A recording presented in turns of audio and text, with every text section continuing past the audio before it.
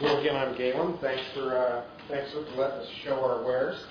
This is the Genie telehandler GTH-644, 6,000 pounds, 44 feet. Manufactured in that hotbed of manufacturing, the UP in Michigan. I think there's another guy from Michigan here. So Farragut. This was formerly the EPI product, going back in time, then acquired by Terex, then assigned to the Genie Aerial Work Platforms division, thus rebranded as a Genie telehandler. And of course, we run the plant. And at various times, we have produced them in Redmond as well. Right now, it's a lower demand. It's Michigan only. It's part of a family that includes two products from Italy, down in the 5,000 pound range, and then 636 and 644, followed by 842, 844, and 1048 and 1056. It's a traditional ladder frame inline design, very much like the Pettibone, engine transmission inline. Dana Spicer axles, Dana powershift transmission, and a choice of 3 different engine trains, all 99 horsepower, turbocharged, Perkins, Deutz, or John Deere. Excuse me for consulting my notes. The Perkins and the Deutz would be Tier 2. The John Deere would currently be a Tier 3, and thus it would have the little engine management pad, shortly moving to Tier 3 on everything, I think. 3 speeds, fore and aft, shift on the fly, 10 degrees side-to-side frame tilt with a 60-degree lockout on the boom angle that will lock up the transmission and the frame tilt. So at 60 degrees, full float at 59, and at 60 degrees, everything locks up. The parking brake does not lock, you just lock the transmission. 17 miles an hour, drop or pull of approximately 10 tons or 20,000 pounds. 4-wheel steer, that would be front wheel steer, crab or coordinated crab steer, and then finally coordinated steer. Also, that would be standard. 30 gallons of fuel capacity, located in the center of the machine, easy to get to. And all access points just latch covered for engine, transmission oil, battery, engine maintenance, both fore and aft, and then a 4 7/16 nuts or bolts in the back to remove the back panel. Backup light. This unit is equipped with front driving lights and a backup light, or front work lights and a backup light. Excuse me. Well, we have it turned this way. Fork options. This is just the standard 48-inch fork frame, 48-inch forks. We go 48, 60, 72. And the fork frames, same in the forks with options for lumber, the standard lumber or the palletized forks, cubing tines, and then fork options are quick disconnect, and then we have swing and rotate fork frames as well. Truss booms, rubbish buckets. Craig, what am I forgetting? As far as options on the forks, truss booms, rubbish buckets. Currently, the question's been asked before, so I'll answer it right now. Currently, Terex posture is not to a, how would I say it, Craig? We currently have no method to approve man-left baskets. But it is. Can I say it's under review? Okay. That's currently under review. Is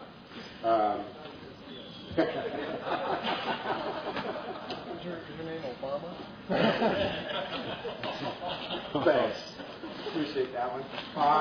Similar to the, while I'm standing next to it, similar to the Pettibone, our frame level is integral to our lift cylinders. I point out that we have decided to use an underslung cylinder for boom extension and hard piping external to make service easy to get to. Craig, you want to turn the machine around? Oh, I would point out also service ports, test ports for service technicians for hydraulics. We also are using similar variable piston variable displacement piston-operated transmission, so on-demand fuel consumption advantages are to be had in this system. So you're not burning lots of fuel unless you're asking for it.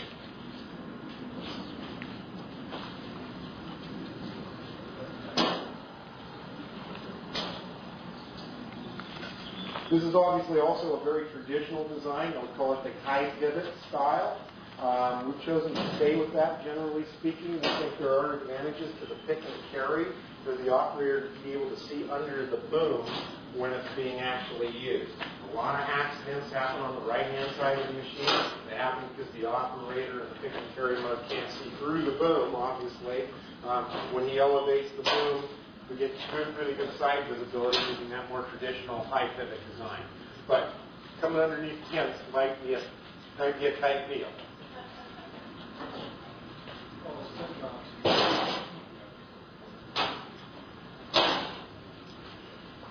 Clear.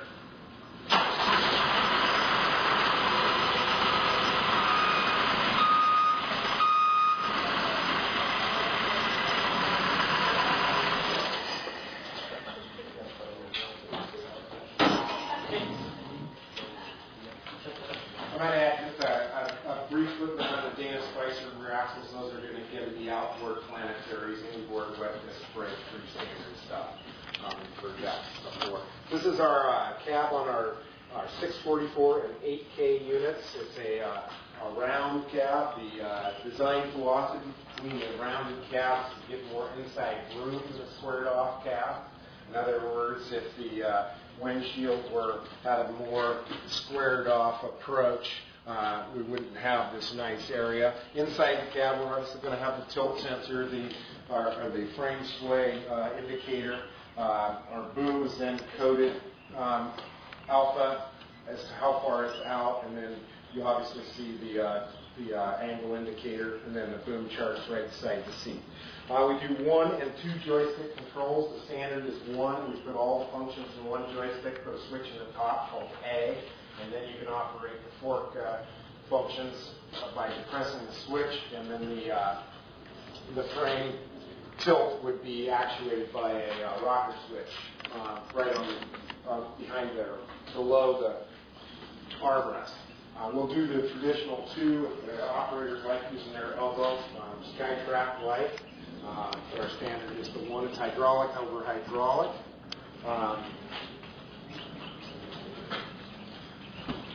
Suspension seats an option. Full gauge package standard. Glass in the rear standard. And then obviously all the fully enclosed blocks and fops, heater, defroster, windshield wiper, etc. And then air conditioning is also an option as well. Questions? Do you guys build your own cabs? On the 10Ks we do, this is a sub-down cab. Is that correct, Craig? Yes.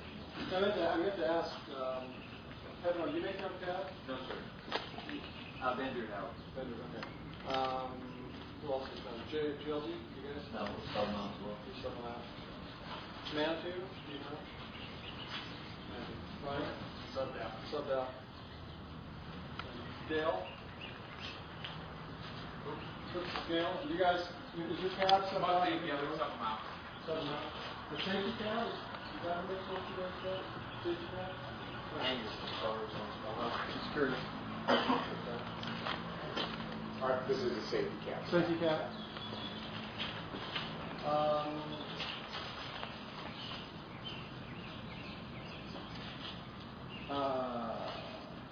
Alternative, any other type of lockout, lockout besides the key, any battery disconnect or? No. A general question for, I guess, for everybody. You pointed out that you have the externally mounted boom instead of your track cylinder. Yes. Your philosophy is that Even maintenance. Even maintenance. And those of you that have it internally, your suggestion would be that it's better inside because it's better protected. Yes.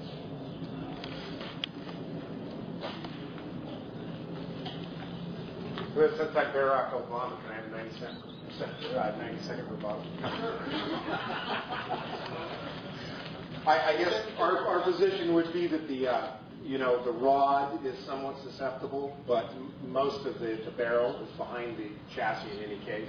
So, and then of course, depending on your torque, it's going to be pretty. Unless you're trying to reach over something, it's going to be pretty tough to hurt that rod.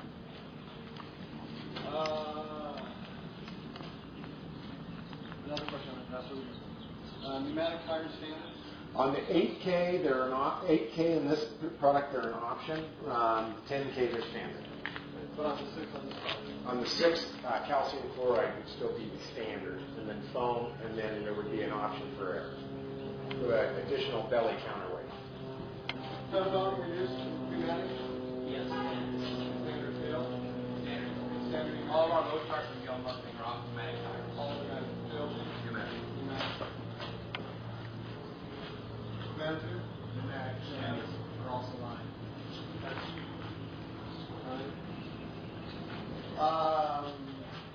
Any other questions for Galen?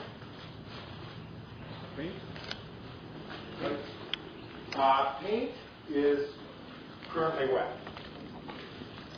Acrylic enamel. Don't know. Trick question. Trick questions. I always like the tough ones for Galen.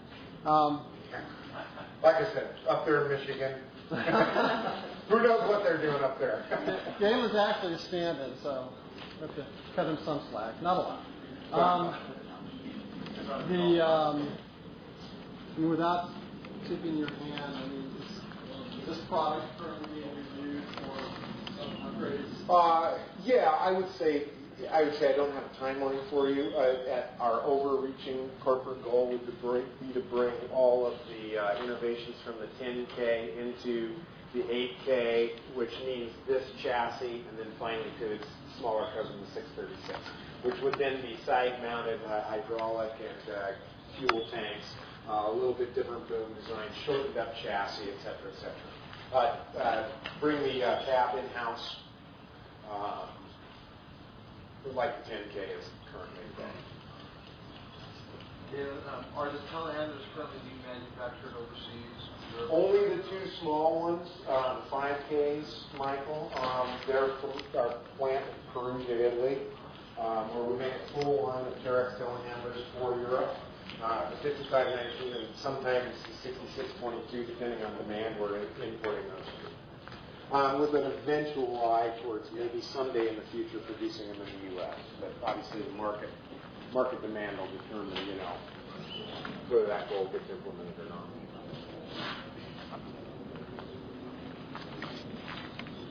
Other questions? Great. Thank you.